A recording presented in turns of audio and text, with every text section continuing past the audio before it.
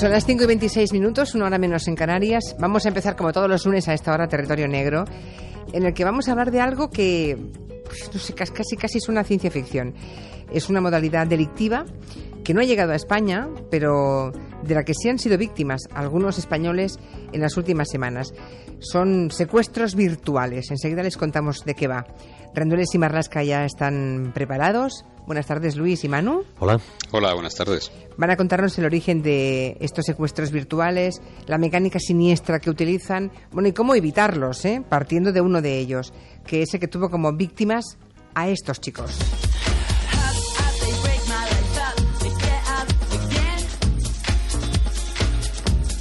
Son DeLorean, es un grupo indie formado por 4 chicos de Guipúzcoa que fueron las últimas víctimas españolas de un secuestro virtual bastante terrible en México DF. Estaban allí de gira y vamos a conocer la historia enseguida. Pero antes, por hacer un poco la parte genérica, ¿cómo nace y de dónde procede esta especialidad delictiva que la verdad es que asusta?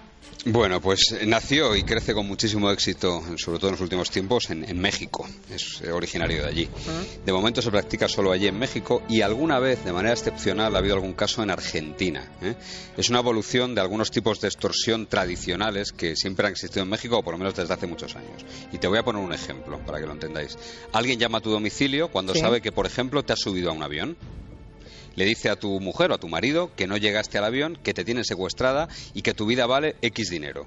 El pago lo tienes que hacer muy rápido, antes de que el avión donde va tan tranquila la presunta víctima llegue a su destino y ésta pueda llamar a su casa o ser localizada. Y en apenas unas horas, sin riesgo alguno, los delincuentes logran un botín. Pues parece muy fácil y muy sencillo, ¿no?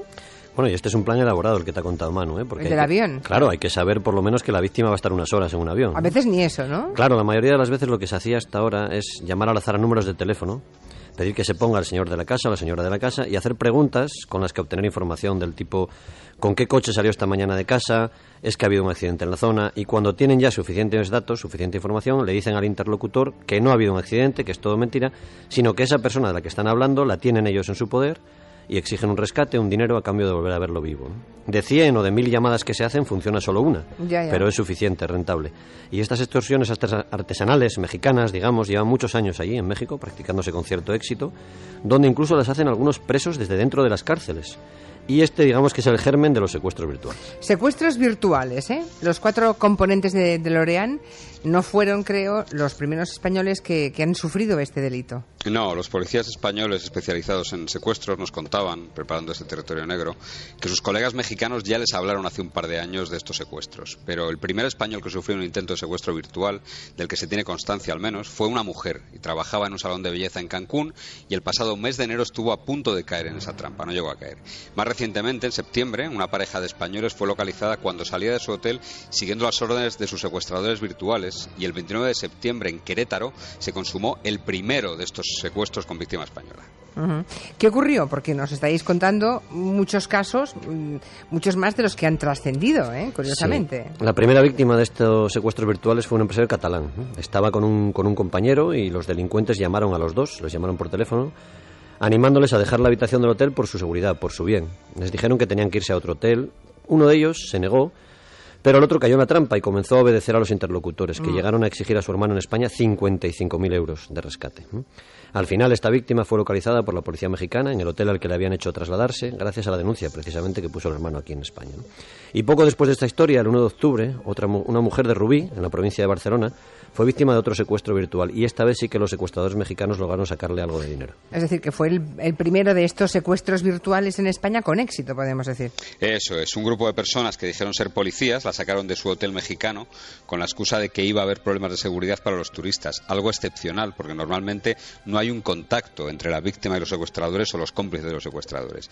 Al llegar la mujer, la española, a su nuevo destino, empieza el secuestro virtual. Le dicen que se deshaga de su teléfono, que compre uno nuevo y con ese teléfono es con el que los delincuentes se van a comunicar con ella desde ese instante. O sea, ni siquiera tienen que custodiarla, o sea, nadie se queda con ella para vigilarla, la víctima. No hace falta. Si han infundido suficiente pánico, suficiente terror, es bastante, ¿no? Impresionante. Le dicen que no salga de la habitación, que si lo hace la violarán y la matarán. El secreto para que un secuestro de este tipo funcione es precisamente eso, la intensidad, la eficacia de la amenaza, de la violencia, ¿no? Eso y la rapidez para cobrar, ¿no? En este caso, llamaron a la empresa donde trabajaba la mujer y obtuvieron un primer botín de 15.000 euros. Pero estos secuestros virtuales tienen además otra particularidad retorcida, ¿no? A diferencia de los secuestros físicos, el pago no garantiza tampoco la libertad de la víctima. O sea que la empresa de esta mujer de Rubí pagó, pero luego los secuestradores siguieron pidiendo más dinero. Bueno, por supuesto, y además eso no tiene fin. No tiene ningún fin, ellos van a seguir pidiendo dinero siempre. Llamaron al cuñado de la mujer y le pidieron más dinero con amenazas terroríficas, muy explícitas, muy intensas, como te decía Luis. Son profesionales de eso, de infundir terror, ¿no? Cuando el hombre acudió a denunciar, incluso dijo a los agentes que había podido hablar con la víctima, es decir, con su cuñada, porque los secuestradores se la habían puesto al teléfono. Oye, pero no me habéis dicho que nadie se queda custodiando a la víctima, porque si fuera así ya no estaríamos ante un secuestro virtual, sino un secuestro de los de toda la vida, ¿no? Claro, no, realmente la mujer no estaba con los secuestradores, ¿eh? Se lo hacen creer a su cuñado. El truco es hacer una llamada a 3, ¿no? Los malos hablan con los familiares aquí en España y pinchan el teléfono de la víctima. Y así se hace la llamada a 3, pero los captores y la red nunca están juntos, ¿no? En el caso de esta mujer de Rubí, todo duró apenas 8 horas. Bueno, 8 horas bueno, son eternas. los ha habido más largos, ahora te contaremos más.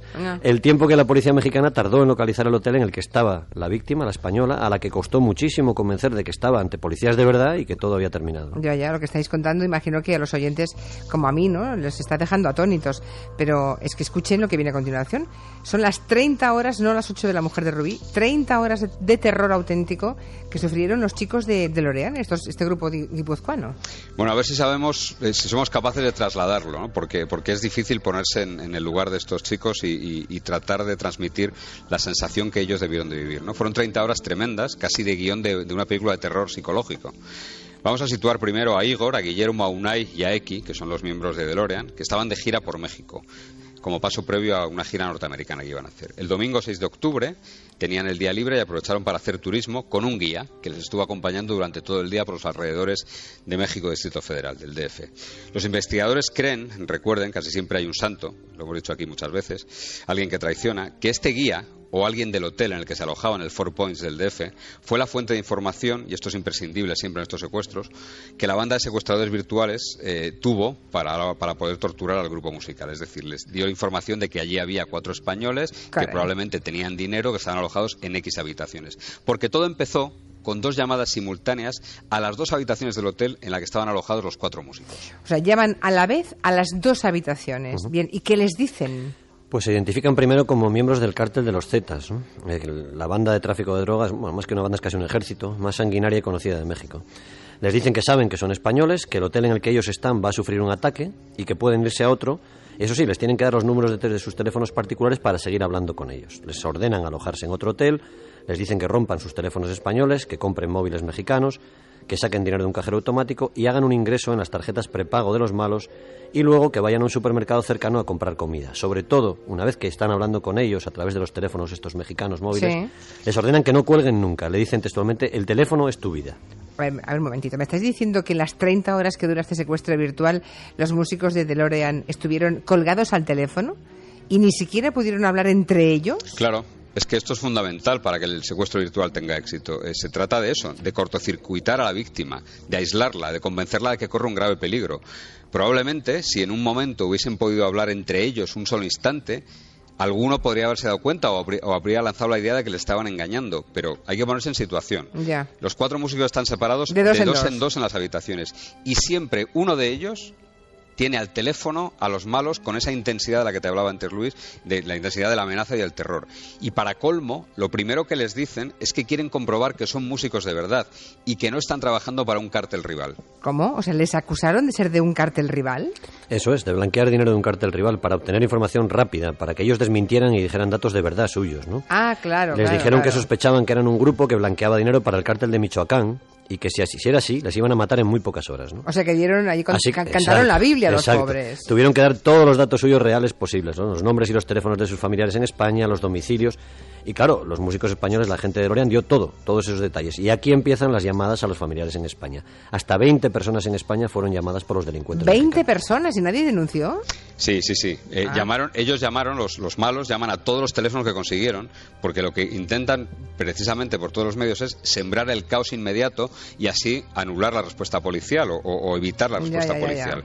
Hay hasta 5 personas distintas, 4 hombres y una mujer entre los malos, que están llamando a las familias. Emplean las llamadas a 3 otra vez para hacer creer a los familiares que están junto a los chicos, y además hacen puestas en escena tremendas del tipo, por ejemplo, golpéale que no colabora, o arrancar una motosierra con que el interlocutor, que el familiar oiga una motosierra para hacer creer que iban a trocear a una de las víctimas que no colaboraba. Me pongo en la piel de esa familia, es auténtico pánico, ¿no?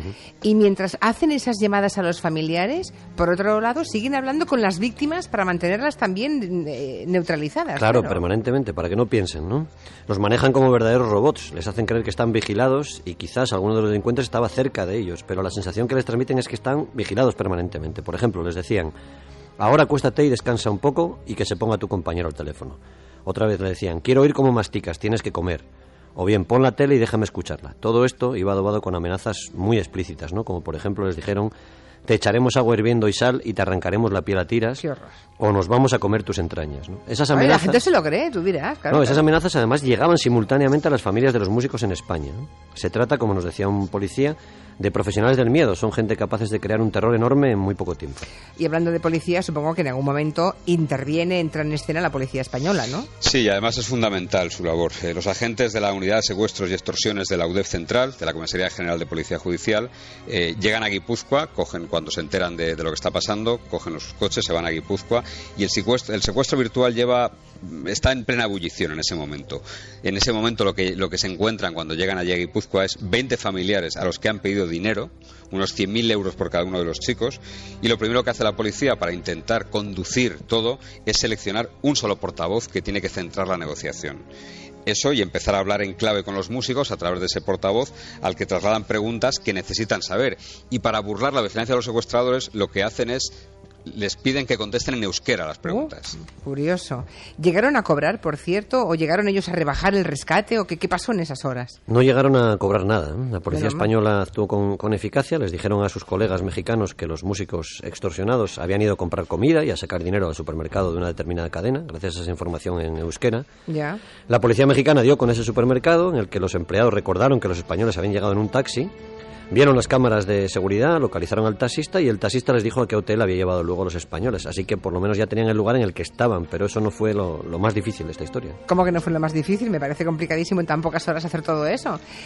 ¿No les encontraron y se acabó ahí el secuestro? No, pasó algo más. La policía española se acabó de convencer de que estaban ante un secuestro virtual cuando comprobaron que uno de los teléfonos empleados en la extorsión se había utilizado en la extorsión en el caso de la mujer de Rubí. Acabáramos. Es decir, aquello ya sabían que había sido un secuestro virtual y otro teléfono les coincide. Dicen, bueno, estamos ante la misma banda. Se lo transmiten a los chicos, les dicen que todo lo que tenían que hacer era abrir las puertas de las habitaciones y salir corriendo de allí los 4 juntos. Ten en cuenta que tenían también el miedo de que algún secuestrador estuviese por allí cerca. En la puerta, claro. Y que el secuestro virtual se convirtiese en un secuestro real. Pero bueno, lo que les recomiendan, bien visto el escenario, es que abran la puerta y salgan corriendo. Pero el nivel de terror de los músicos era tan grande que dijeron que no podían hacerlo, que los iban a matar si hacían eso. No se podían mover. Así que lo que hizo fue llegar la policía mexicana, asaltó el hotel y se terminó el secuestro de esa manera. Bueno, no me quiero imaginar lo que pasaron esos chicos para que decidieran, ni aun pidiéndote por teléfono que salgas de la habitación, que no pasa nada. Es terrible. Oye, tengo una duda tremenda ahora. ¿Llegarán aquí algún día estos horrendos secuestros virtuales? Es difícil, en ese estilo es difícil, ¿no? Tenemos secuestros express, tenemos otras cosas, pero en ese estilo es difícil, porque pensemos en alguien alojado en un hotel de Madrid o de Barcelona y que le llaman a la habitación para decirle que tiene que salir del hotel, que corre peligro, ¿no? En México esto funciona porque hay una enorme sensación de riesgo en todo momento, ya. En casi cualquier lugar. Es un país casi fallido, ¿no? Para efectos policiales. Sí. Y esa es la primera condición de estos secuestros. A partir de ahí lo que funciona es la intensidad y la capacidad de producir terror. Bueno, pues acabamos con consejos por si, hombre, tenemos algún oyente que vaya a viajar próximamente a México y, en fin, si se empeñan en hacerlo, ¿qué podemos decirles? Bueno, la policía española insiste en varios consejos, y el primero es que hay que desconfiar siempre de las llamadas que instan a uno a salir del hotel. Hay que colgar esa llamada, llamar a recepción o a los servicios de emergencia de ese país, o incluso al 091 nos dicen que se puede llamar desde fuera para comprobar si lo que están diciendo es cierto, ¿no? Y hay una regla muy sencilla para estas llamadas. Si el comunicante de esa llamada no te deja colgar, nunca estamos ante una llamada maliciosa, es decir, estamos ante un secuestro virtual. Pues tomemos nota, a ver si sirve esto de prevención para cualquier oyente que pueda encontrarse. Manu Marlasca, Luis Rendueles, muchas gracias por acompañarnos un lunes más. Gracias. Hasta luego. Hasta luego.